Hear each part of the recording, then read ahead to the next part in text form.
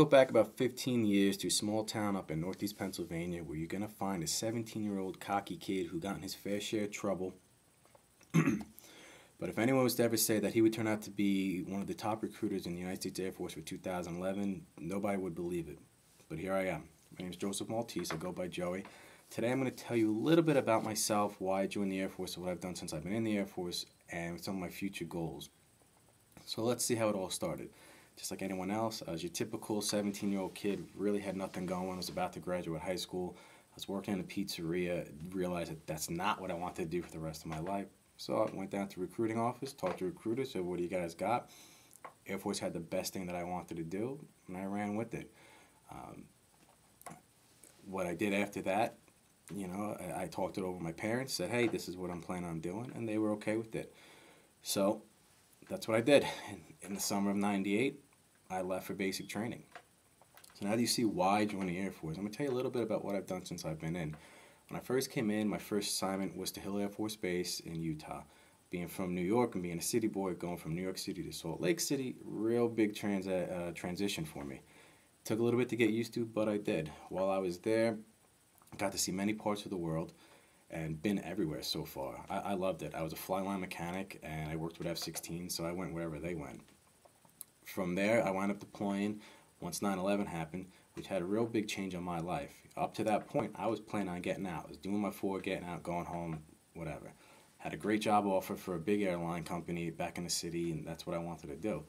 Well, once 9/11 happened, I wound up deploying. I was out for 6 months, had a lot of time to think.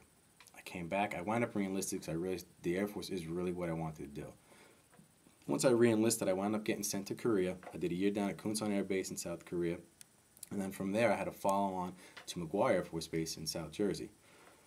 While at McGuire, I did my 4 years up there. I deployed 3 times to Iraq, once to Afghanistan. I wound up getting married and find out my wife was pregnant with our daughter. And I was like, all right, it's time to do something different, which is why I chose recruiting. And that's kind of where I'm at now. So now I told you a little bit of what I've done since I've been in. I'm going to tell you what I'm currently doing about my family and some of my future goals. I am married. I have 3 children, a 7-year-old, a 3-year-old, and a 1-year-old. I am currently working in West Virginia as the Military Entering Processing Station Liaison Supervisor. Pretty much what it is, it's a processing station where people come before they join the Air Force to take a physical and that kind of stuff. I did my 4 years of recruiting as an enlisted recruiter in northeast Pennsylvania up in Scranton, PA. There I did extremely well. I was a top recruiter for my squadron for 2011. I've been nominated for one of the 12 Outstanding Airmen of the Year. I've been put in for numerous awards. And we're kind of going to see what happens. Some of my goals right now is I want to finish up my degrees, get them knocked out of the way. I would love to make Master Sergeant, and I want to become a flight chief. So once I'm done down here in West Virginia, hopefully that'll happen as a flight chief. So today I told you a little bit about why I joined, the things I've done, and some of my future goals. I can honestly say the Air Force is probably the best thing that I ever could have done in my life. I love it. Recruiting is probably the best job in the Air Force, and I miss being a mechanic sometimes, but knowing the satisfaction of that I was able to do something to change someone else's life for the better, you really cannot beat that.